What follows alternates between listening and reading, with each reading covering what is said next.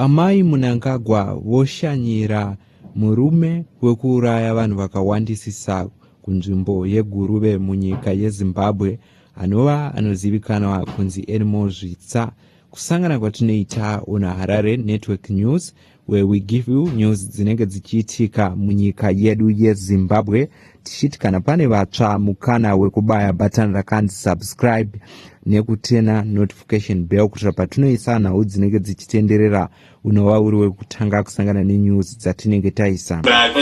Pane mari yamukaviga mimi nditorumba kwedu ini tizoti amai mari yavo vakaenda pakati pane hembe dzakati pakatoisa mari mishonga ndiri kumba mipi yangu totangana tichiona diagram mumba menyu zvese ndingobva kubva kwangu ndikati munangachi pamunhu ndaiswa semafuta mafuta ndaisa mukisi mukungu mweri mafuta ekubikisa andomabhoisa ari paonekani akatonhora ndozotora midzi yechikanda mbodho zvimwe mafuta atonhora kanda kuzora mai ndechimbonyika kavhunga ndikanenge chinyika mukabhodhoro memwe ndobva ndaisa paroko pangu kanyika ndoisa paroko pangu nenyika ndoisa paroko kana katatu kana kaviri ndidaiso ndoita se tozoti ndizvandaita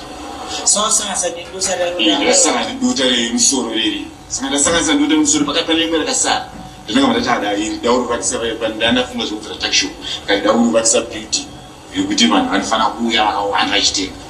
Zuva ranhasi touya nechiitiko chateteredzwa munyika yeZimbabwe chaita kuti veruzhinji vachinja nemashoko akasiyana-siyana mushure mekunge pobudiswa nhau dzichizivisa kuti mai Mnangagwa voenda kuChikurubi prison in Harare kunoona Zvitsva anova mupari wemhaka wekuuraya vanhu vazhinji mumusha weGuruve anova wavari kuti vada kuenda kunonzwisisa maererano nepfungwa dzake mushure mekunge auraya vanhu vazhinji.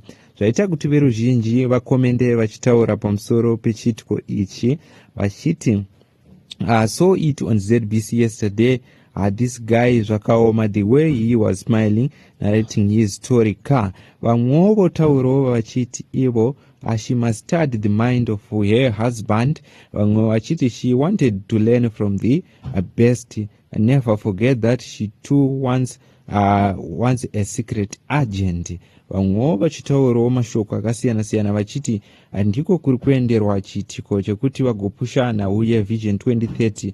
Vamwe vakati ibandiko rekukambena zvakare.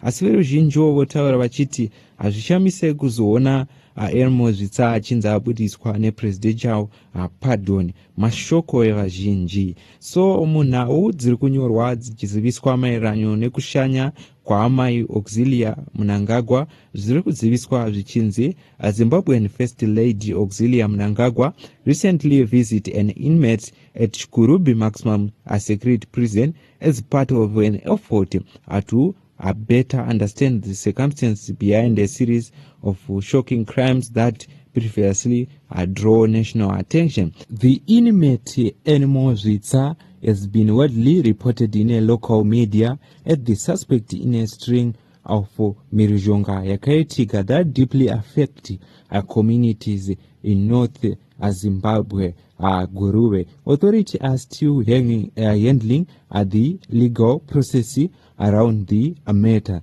Before going to the prison, the First Lady had traveled to Guruve where she met the family who were impacted by the tragic event. During that visit, she offered words of comfort and listened to the experience of community members who were still dealing with the emotional impact of the case. Year later visit to the correctional facility was described as an attempt to understand the mindset and background of the suspect.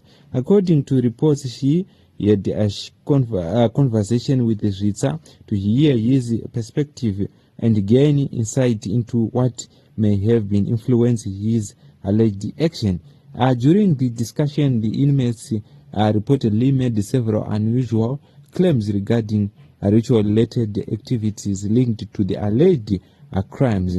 This statement has not been independently verified and remain a part of the broader investigation and court processes. Observers said the First Lady outreach to both the affected family and the suspects highlight and intensify in understanding the social and psychological issues surrounding serious crimes, while also promoting dialogue about community safety and rehabilitation.